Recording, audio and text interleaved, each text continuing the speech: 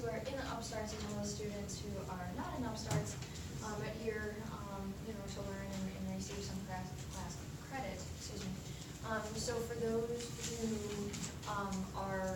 we basically said 1:30 to 2:30 for like presentation and stuff, and then where the deep dive with the UpStarts students have come in is really like, and then like for others who want Q&A, it would be 2:30 to 3:30. Okay, perfect. No worries at all. I'm here till 3:30. No worries. Hopefully I'm still recording over there. I'm trying to put this on YouTube. I know it's very late odds of me.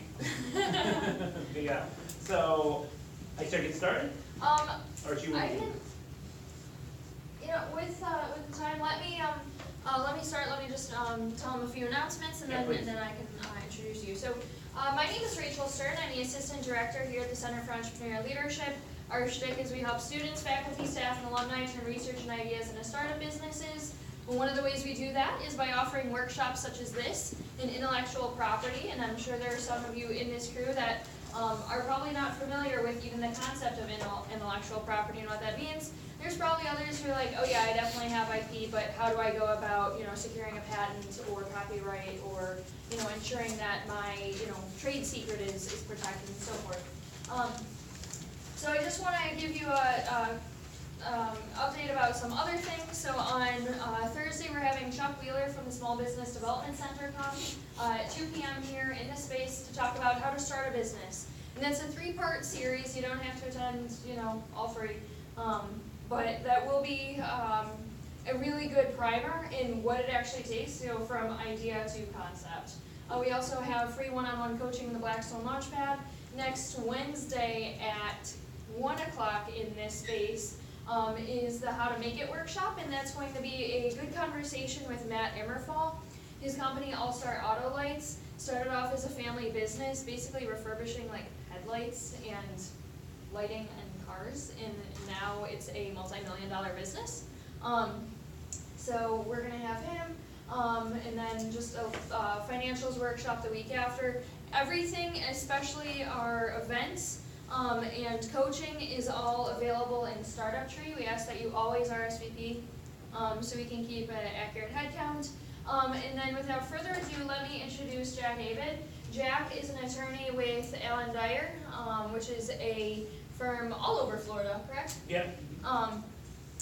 And Jack practices in the area of patent prosecution.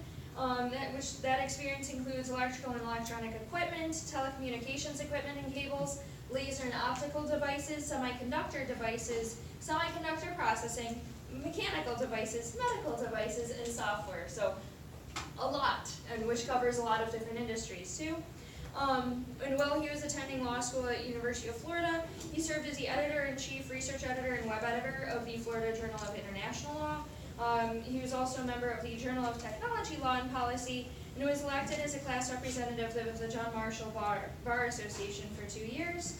And he, during that time, he also received the President's Award for Outstanding Service. The way we're going to have this is Jack is going to talk and give you some background into IP, and then afterwards there'll be plenty of time for Q&A.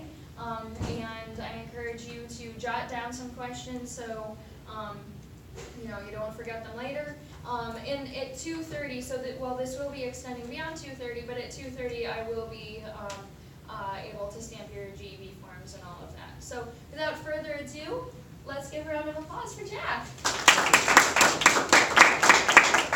Thank you, everyone, for the kind welcome. Thank you, Rachel. And yes, I am a professional student and pretty much a nerd. So I'm all about technology. But I understand you guys come from a whole wide variety of businesses and entrepreneurial aspects, so I want to talk about it all. So don't let that stop you from asking questions. Don't hesitate to ask questions. Oh yeah, I went to school a lot. Yeah, I've been doing this for a while. and I'm also the IT guy, or the director of IT resources at my firm. So plenty times, right? So I'm going to get right into it. I'm going to give first. I guess what I'm going to do initially is I'm going to do kind of a survey of IP types. And a lot of you may have heard some of this, but not everyone knows every different type. But I'll try to put a little bit of anecdotes in there from the news and recent developments that are sort of interesting. So you got the 4 types. These are the ones that you mostly see, are copyrights, trademarks, trade secrets, and patents, which is what I specialize in. So copyright, you're probably very familiar with copyright. You've seen the top registered copyright insignia on your books, your textbooks. Copyright's a big deal. It allows your school to charge $250 for a textbook. You can't make copies of it, for a fraction of that cost. So copyrights protect, creative works of art. There's lots of examples. Sculptures, literary works, textbooks, computer programs, music, film, architecture. I mean, it's pretty wide encompassing. Even compendiums, like, for example, the American Medical Association organizes all the medical procedures in CPT codes. And they have a description next to a code, and that's how the whole insurance industry basically orders, what they're going to pay for things. They actually have a copyright for that code set, oddly enough. But there's also, so basically, you should understand copyright's pretty broad. It just needs a creative expression. And what's cool about copyrights is that it's not just copy or reproduction right that is part of it. Creating derivative works is a part of it. You can almost think of it as a bundle of sticks, is the rights for a certain creative expression of art. And there's reproduction, derivative works, distributing copies, performing or recording the work, digital audio transmission. All these are parts of the rights of copyright. Like, for example, someone records a song, this gets chopped up a billion times, and everyone else gets a certain right. It's just, there's so many things when it comes to copyright. So duration is 70 years, life plus 70 years, or 95 years from first publication, or 120 for creation. And it changes depending on whether it's a work for hire, which is a big deal in copyright.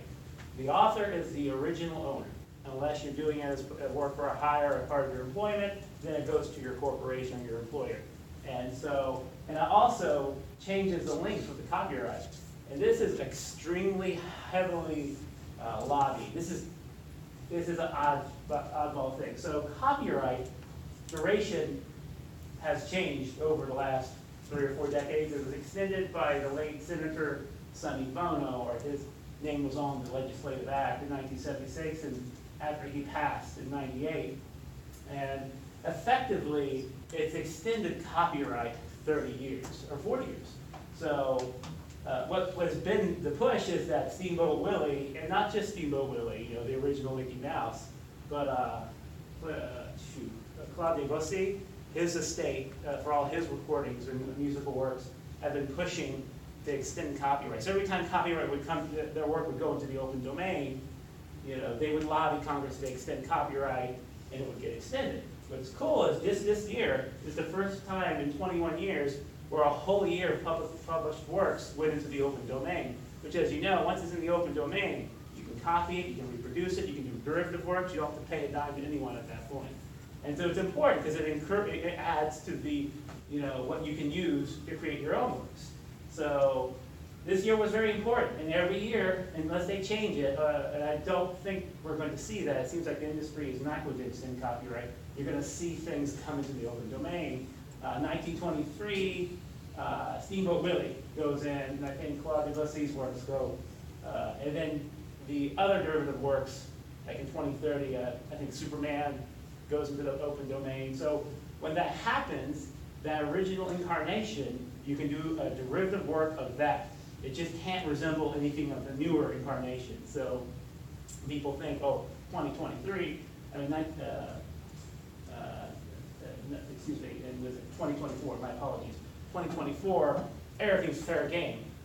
No, what's fair game is that very original version of Steamboat Willie. And if you look at the modern version of Mickey Mouse, it's very different. So they actually have copyright protection in the derivative work of their own work. I don't know if is that making sense to everyone? Because you look at Steamboat Willie, he doesn't have like the white gloves, his eyes look different, very basic animation. But the newer version that we're familiar with, or you see all over Disney World right now, actually came about later. But that copyright will also go into the public domain, I think sometime in the 2030s. So it's interesting, this is the first time this has ever happened, because this type of complex copyright protection, they've not had this happen to these types of properties before. So we'll see how things shake out.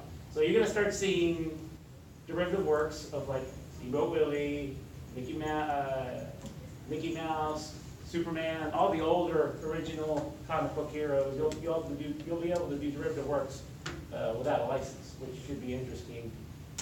So ownership, I think we went through this already. It's the author by default, unless it's a work for hire. And how do you determine whether someone's an employee? There needs to be an agreement in place. That's the best thing. So when you start your businesses, if you're into content creation, copyright's a big deal. And so, come on in. So you need to have these documents in place. So kind of like a pro tip, when you hire people or you have someone off of Fiverr or one of these, I'm sorry, I forgot the name, these types of websites where you can procure subcontractors. You want to make sure there's some type of agreement in place, making sure that you own the copyright of anything that's being created for your business. Because it's very common when you're starting out that you're not going to have employees, so you're not going to have an employment agreement. So you're going to have independent contractors. You want to make sure that agreement has an intellectual property clause that says all the copyrights pass to you. So how do you get copyright protection? You really don't have to do much. Common law, which is kind of judge-made law in the United States, says that second you actually put it into a fixed medium, you actually have some rights already. Registration is kind of the formalization with the Copyright Office, and there's benefits, public record, I think you get extra damages. If you register before infringement, you get statutory damages. Yes, the statutory damages are awesome, I'll get into that shortly. So, why would you care? I mean, they're assets. Copyrights are extremely valuable assets. You're probably familiar that Disney closed Fox this year. And they immediately, part of the deal is they had to sell off all the networks, and a lot of the production studios are going to be closed because they're duplicative to what they had already. They literally bought Fox for the copyright for the movie store so they can add it to their Disney Plus. And they just needed more material. And you might see, for example, Apple's been rumored to be kicking the tires on Sony, allegedly. And that literally is only for their copyrighted material. So copyrighted material is extremely valuable. George Lucas sold the Star Wars copyright rights for $5 billion. Marvel, I think it was $6 billion. I mean, these are extremely valuable. When Disney purchased Marvel, it wasn't for the comic book production side. It was actually for the rights to make movies, rights to make toys. Oddly enough, toy manufacturing is extremely lucrative. So. And there's few limits of transferability, so if your company gets bought out, if you decide you want to get out, it goes with your company, which is great. It's just an extra added asset. So, but if you make sure you register these things and perfect those rights, there's an understanding of ownership that your company will own it, and these are things you should just do as you're getting things going.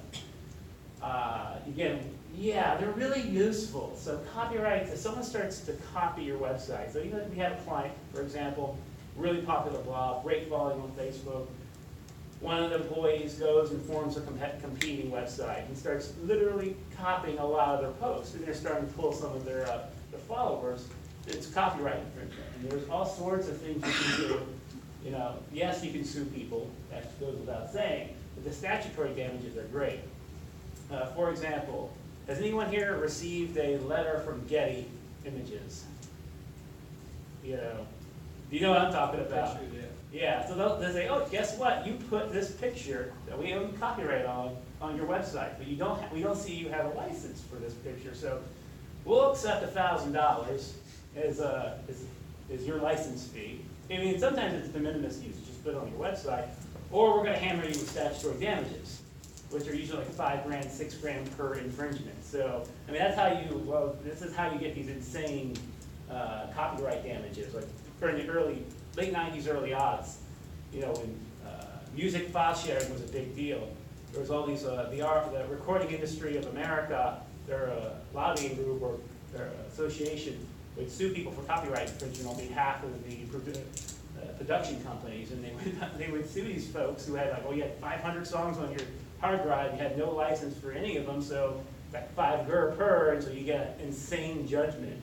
Against like a grandmother whose grandchildren were downloading music on her computer. So, and this actually happened. They were very vigorous, and they were famous in the legal community because they were very aggressive about defending the copyright.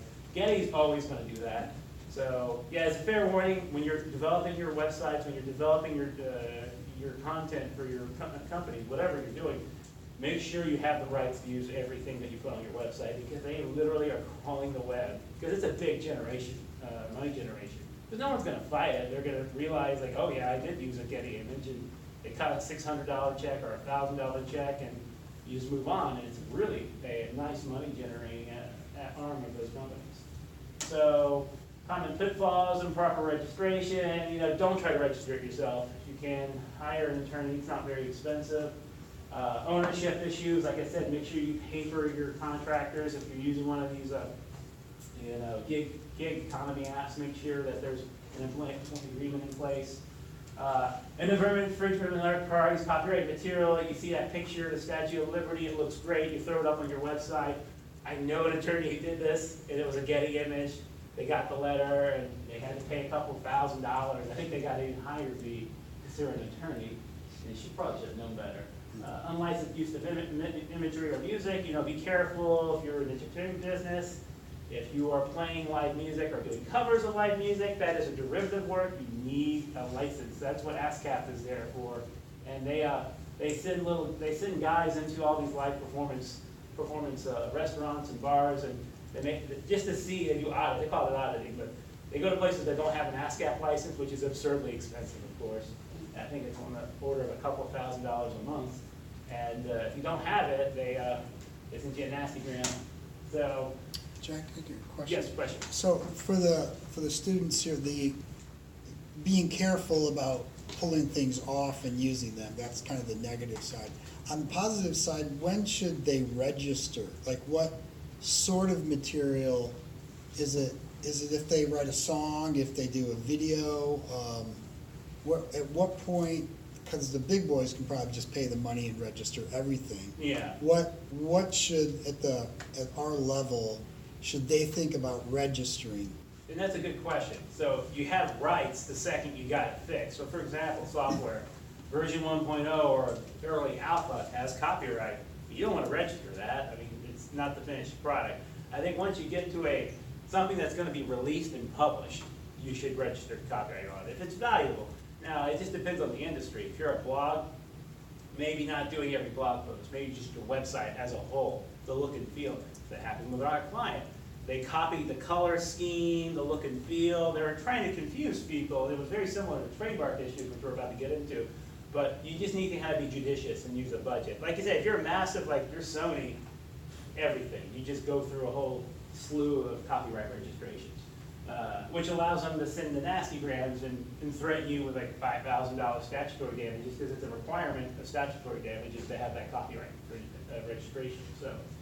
And so you just have to kind of make that judgment, and you can do a whole website, you can do just a portion, it just depends, and that's kind of why you need to talk to an attorney. Again, you're not penalized for waiting, there are benefits. And so I tell folks if it's a low budget thing right now, like a lot of entrepreneurial and startups, you can do the copyright registration subsequently.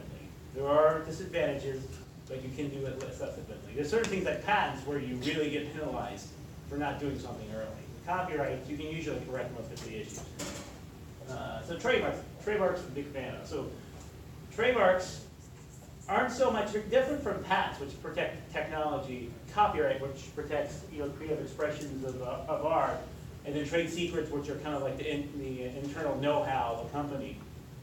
Trademarks aren't actually, in and of themselves, valuable. They're only valuable for their purpose, which is source identification. So, for example, the UCF Golden Knights, and that logo up there, the golden logo on top, you see that, you associate it with the University of Central Florida. That is a really good trademark. They've done, and it's in everything. It's on their full nameplate of the school. It's on everywhere. I mean, you can't walk 100 yards without seeing it several times, and that's because that's the trademark that they've chosen to identify the University of Central Florida. Some really popular ones, of course, Disney, Nike, the Tiffany box. It doesn't have to be a logo or a word. It can be a color scheme. I think Corning had the pink insulation. they had a registration for that. NBC has that whole tone, you know, the little melody they play when they open up any of their shows. Those things you can protect. Anytime it identifies something, if the melody identifies a source, it can be, generally can be trademarked.